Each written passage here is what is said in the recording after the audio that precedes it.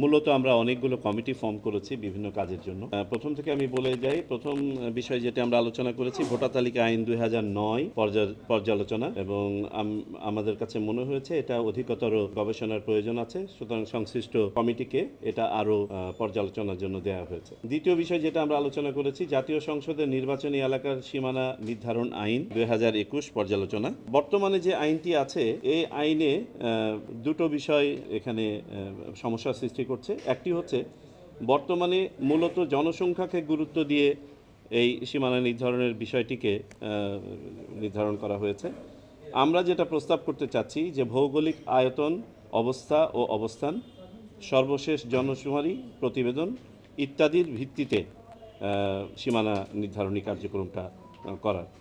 এখানে উল্লেখ্য যে আমাদের বাংলাদেশের জনসাধারণের শহরমুখী মুভমেন্টের প্রবণতা আছে।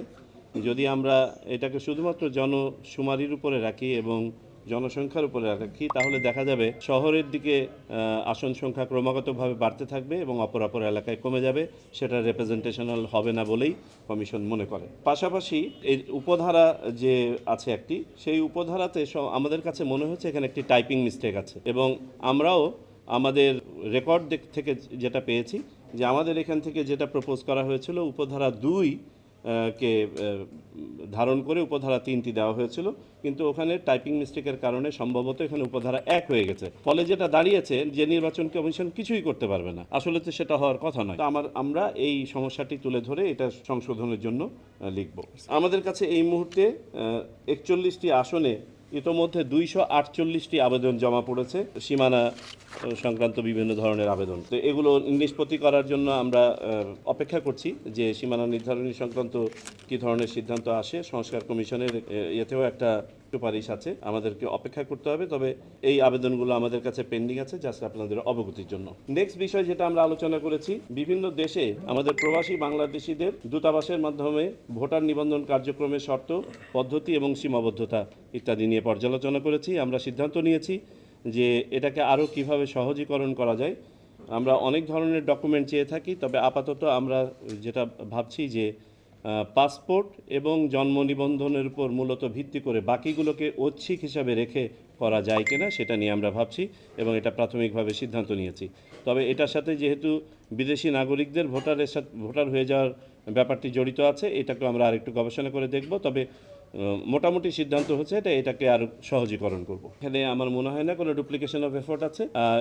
এটা আমাদের নিজস্ব এক্সারসাইজ আমরা করছি। পাশাপাশি সংস্কার কমিশনের ওখানে these are all complementary activities. আমি মনে করি আমাদের এখান থেকেও যদি কোনো ইনপুট দেওয়ার থাকে সেটা দিলে পারে, it will be further reinforced.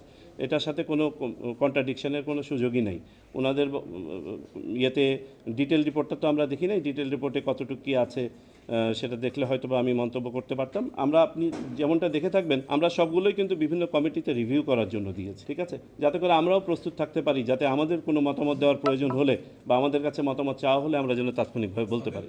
আমরা আপনার সীমানা নির্ধারণী যে ভুলটা আমাদের একদম চোখে দেখতে পাচ্ছি, আপনারা যদি সংশ্লিষ্ট আইনটি একটু পড়ে দেখেন, ওখানে 3টি ধারা আছে, ধারা 1, ধারা 2, ধারা 3। ধারা 8-এর আপনার 1, 2, 3। তো 8-এর 1-এ আপনি দেখবেন যে ওখানে আছে যে আমরা এই গ্রাউন্ডে আমরা সীমানা নির্ধারণ করতে পারি। 2 হচ্ছে যদি স্পেশাল কোনো সিচুয়েশন তৈরি হয়, ন্যাচারাল ডিজাস্টার বা কোনো কিছু, তাহলে কি করতে পারি। তারপরে 3-এ বলা হচ্ছে যাহাই থাকুক না কেন এক করিতে পারিব না। এটা কি সঠিক হলো? সো আমরা বুঝতেই পারতেছি যে এটা বলা হচ্ছে যে 2 যখন আমরা অনুশাসন করব তখন আমরা অন্য কোনো পরিবর্তন আনতে পারবো না। এটা বোঝাই যাচ্ছে যে 8-এর 2 লিখতে গিয়ে এখানে 8-এর 1 লেখা হয়ে গেছে।